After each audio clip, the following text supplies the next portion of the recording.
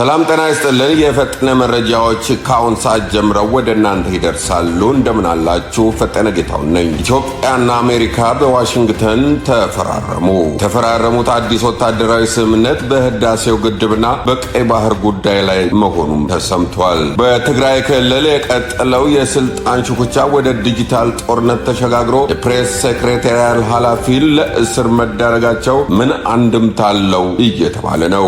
እንዲሁም ያለ እኛ ስለኛ በሚል መሪ ቃል በምርጫ ታሪክ አዲስ ታሪክ ለመስራት የቆረጠጩ ታሪክ መረጃን ይዘን ቀርበናል። አብራችሁን ቆዩ።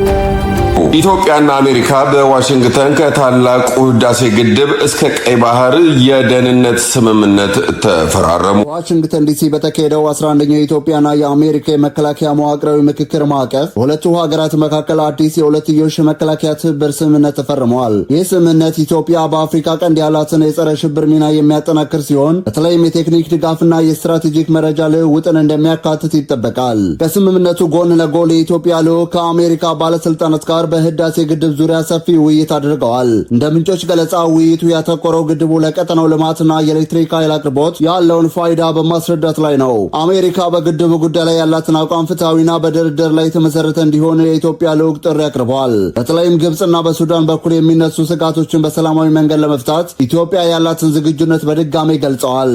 ሌላኛውና ዋነኛው የውይይት ርዕስ የቀይ ባህር የማሪታይም ደህንነት ነው። የአሜሪካ የውጭ ጉዳይ ሚኒስቴር መስሪያ ቤት የአረብና አፍሪካ ጉዳዮች ከፍተኛ አማካሪ እንደገለጹት ከዶክተር ጌዲዮን እና ከአምባሳደር ሬድዋን ሁሴን ጋር በቀይ ባህር ቀጠና ደህንነት ላይ ዝርዝር ምክክር አድርገዋል። ኢትዮጵያ በቀይ ባህር አካባቢ የሚታየው አለመረጋጋት በቀጥታ በኢኮኖሚያ ላይ ተጽዕኖ እንደሚያሳድር ገልጻለች። በአካባቢው የሚታዩ ግጭቶችን ለማርገብና የንግድ መስመሩ ደህንነት ለመጠበቅ ከአሜሪካ ጋር በጋራ መስራት በምትችልባቸው ጉዳዮች ላይ የመግባቢያ ነጥቦች ተነስተዋል። በዚህ ዕለት የአሜሪካ የውጭ ጉዳይ ሚኒስቴር ማርኮ ሮቢዮ ከጠቅላይ ሚኒስትር ዶክተር አብይ አህመድ ጋር በስልክ ተነጋግረዋል። ውይይቱ በአፍሪካ ቀንድ ያለውን ግጭት ለመፍታትና ቀጠናዊ መረጋጋትን መፍጠር በሚቻልበት መንገዶች ላይ ያተኮረ ነበር። ማርኮ ሮቢዮ ከዶክተር ጌዲዮን ጋርም ባደረጉት ቆይታ አሜሪካ ለኢትዮጵያ ሰላምና ደህንነት ያላትን ድጋፍ አረጋግጠዋል።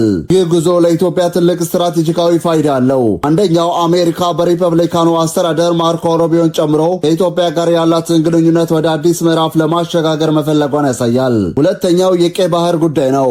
አሁን ላይ የዓለም አቀፍ የፖለቲካ ማዕከል መሆኑን ተከትሎ ኢትዮጵያ በዚህ ቀጠና ውስጥ ያላትን ተሰሚነት ለማሳደግ የአሜሪካን ድጋፍ ማግኘቷ ወሳኝ ነው። የብሔራዊ መረጃና ደህንነት አገልግሎት ዳይሬክተር አምባሳደር ሬድዋን ሁሴን በልዑክ ውስጥ መካተታቸው ውይይቱ ከዲፕሎማሲ ባለፈ ጥብቅ የሆነ የደህንነትና የስለላ መረጃ ልውውጥን የሚመለከት እንደሆነም ይገመታል። የስልጣን ሽኩቻ ወዴት የፕሬስ ሴክሬታሪያል ኃላፊውን ታሰሩበትን ድብቅ ምክንያትና የዲጂታል ጦርነቱን በዝርዝር ወደ እናንተ እናደርሳለን። የመቀለ ዩኒቨርሲቲ መምህርና የጊዜያዊ አስተዳደሩ የፕሬስ ሴክሬታሪያት ኃላፊ ዶክተር ገብሮ ካሳይ ግንቦት 3 ቀን 2018 ዓ.ም ምሽት 1 ሰዓት ተኩል አካባቢ በመቀለ ከተማ በሚገኘው መኖሪያ ቤታቸው በጸጥታ ኃይሎች ተወስደዋል። ዶክተሩ የታሰሩት ያለምንም የፍርድ ቤት ትዕዛዝ እንደነበር የተገለጸ ሲሆን በሃድነ ክፍለ ከተማ ፖሊስ ጣቢያ ለሰዓታት ከቆዩ በኋላ ከሰዓት በኋላ በነጻ ተለቀዋል። ዶክተሩ ለምርመራ በተጠየቁበት ወቅት የቀረቡላቸው ምክንያቶች በክልሉ ያለውን የፖለቲካ ክፍፍል ቁልጭ አድርገው ያሳያሉ ተብሏል። የህወሓት 14ኛው ጉባኤ የቀድሞውን ምክር ቤትና መንግስት መመለሱን ተከትሎ በፕሬዝዳንት ጽህፈት ቤት ሌተናንት ጀነራል ታደሰ ወረደ የሚመራው ልዑክ የወጣውን ጠንካራ ተቃውሞ አንተነህ ያዘጋጀው የሚል ጥርጣሬ ነው። ዶክተሩ ግን ጽሑፉ የፕሬዝዳንቱ መሆኑ በመግለጽ ውድቅ አድርገውታል። የክልሉን የሚዲያ ተቋማት ማለትም ትግራይ ቴሌቪዥን እና ድምፄ ወያነን የህወሓት ጉባኤ ተመራጮች መቆጣጠራቸውን ተከትሎ ለጊዜያዊ አስተዳደሩ ለአቶ ጌታቸው ረዳ ቡድኑ የቀረውን ብቸኛ ድምፅ የፕሬዝዳንት ጽህፈት ቤት የፌስቡክ ገጽ ነው። በመሆኑም የዚህን ገጽ የይለፍ ቃል ስጥ በሚል ጫና ለማሳደር እንደታሰሩ የውስጥ ምንጮች ይጠቁማሉ። ይህ እስር በተፈቀደ የመጣ ሳይሆን በክልሉ በህወሓት ጉባኤ በተሾሙት አዳዲስ አመራሮችና በፌዴራል መንግስቱ እውቅና ባለው የጊዜያዊ አስተዳደር አመራሮች መካከል ያለው ፍጥጫ ውጤት ነው። አንጃዎቹ አሁን ላይ የህዝብ ግንኙነትና የሚዲያ የበላይነት ለመያዝ ከፍተኛ ፉክክር ላይ ናቸው። ዶክተር ገብሩ ከሰላም ስምምነቱ በኋላ የመቀለ ኤፍኤም 104.4 ጣቢያን ሲመሩ በቅርቡም የፕሬስ ሴክሬታሪያት ኃላፊ በመሆናቸው በዚህ የሚዲያ ጦርነት ውስጥ ዋነኛ ኢላማ ሆነዋል። በአዲስ አበባ የምክር ቤት ወንበር ለማግኘት ቆርጠው የተነሱ መስማት የተሳናቸው እጩዎች እንደሚከተለው እናቀርባለን። በመጪው 7ኛው ጠቅላላ ምርጫ የአዲስ አበባ ምክር ቤት እጩ ሆነው የቀረቡት አቶ አበበ ታምራት በኢትዮጵያ ፖለቲካ ውስጥ ብዙም ያልተለመደ ድፍረት ይዘው ብቅ ብለዋል። በኢትዮጵያ ዜጎች ለማህበራዊ ፍትህ ኢዜማ በምርጫ ክልል የወረዳ 20 እጩ ሆነው የቀረቡት አቶ አበበ የመወዳደራቸው ዋነኛ ግብ የአካል ጉዳተኞችን መብት ከወረቀት ባለፈ ወደ ተግባር ለመለወጥ ነው። አቶ አበበ በኢትዮጵያ ሕገ መንግሥት አንቀጽ 41 ንዑስ አንቀጽ 5 ላይ የሰፈረውን ሐሳብ በጽኑ ይተቻሉ።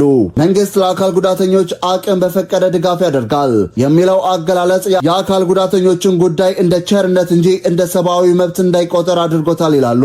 ይህ አመለካከት አካል ጉዳተኞችን የፍትሃዊ ተጠቃሚነት ባለቤት ከመሆን ይልቅ የሌሎችን እጅ እንዲጠብቁ ማድረጉን ያስረዳሉ። ሁሉም ቋንቋዎች እኩል ናቸው ቢባልም በተግባር ግን የምልክት ቋንቋ ባዕድ ሆኖ ቀጥሏል የሚሉት እጩ የምልክት ቋንቋው በስርዓተ ትምህርት ውስጥ ተካቶ የስራ ቋንቋ እንዲሆን መስራት እንዲሁም የአካል ጉዳተኞች በስራ ስምሪት አዋጅ ቁጥር 568 የወቅቱን ሁኔታ በሚመጥን መልኩ እንዲከለስ ግፊት ማድረግና እንደ ኡጋንዳና የአፍሪካ ሀገራት ተሞክሮ በመውሰድ አካል ጉዳተኞች በምክር ቤቶች ውስጥ የራሳቸውን የሆነ የተለየ የኮታ መቀመጫ እንዲኖራቸው መታገል መሰል ነጥቦች ላይ የትኩረት አቅጣጫዎች እንደሚያደርጉ ገልጸዋል። አቶ አበበ ታምራት በሶሻል ሳይንስ የዲፕሎማ ምሩቅ ሲሆኑ ይህ ምርጫ ለእሳቸው ብቻ ሳይሆን ለሀገሪቱም ታሪካዊ ነው። ካሸነፉ በአፍሪካ ከኡጋንዳው ዶክተር አሌክስ እና ደቡብ አፍሪካዋ ዊልማ ቀጥለው ሶስተኛው መስማት የተሳናቸው የምክር ቤት አባል በመሆን ታሪክ ይሰራሉ። የፖለቲካ ፓርቲዎች ክርክር በሚያደርጉበት ወቅት የአካል ጉዳተኞች ያላቸው ዝቅተኛ ግንዛቤ አቶ አበበን የመሰሉ እጩዎች መውጣታቸው ትልቅ መነቃቃት ይፈጥራል። እስካሁን የአካል ጉዳተኞች መብት ሲነሳ በሲቪክ ማህበራትና በበጎ አድራጎት ስም ነበር። አሁን ግን ጉዳዩ በቀጥታ ወደ ፖሊሲ አውጭነትና ወደ ሕግ መወሰኛ ምክር ቤት መግባቱ ጥያቄው ከልመና ወደ መብት መሸጋገሩን ያሳያል። የተከበራችሁ የፈጠነ ሚዲያ ቤተሰቦች ለሰዓቱ የያዝናቸው ዜናዎች የእስካሁኖቹ ነበሩ። ዜናዎቻችን እንዲደርሶ ሰብስክራይብ በማድረግ ቤተሰብ ይሁኑ። በያላችሁበት መልካም ቆይታ ይሁንላችሁ።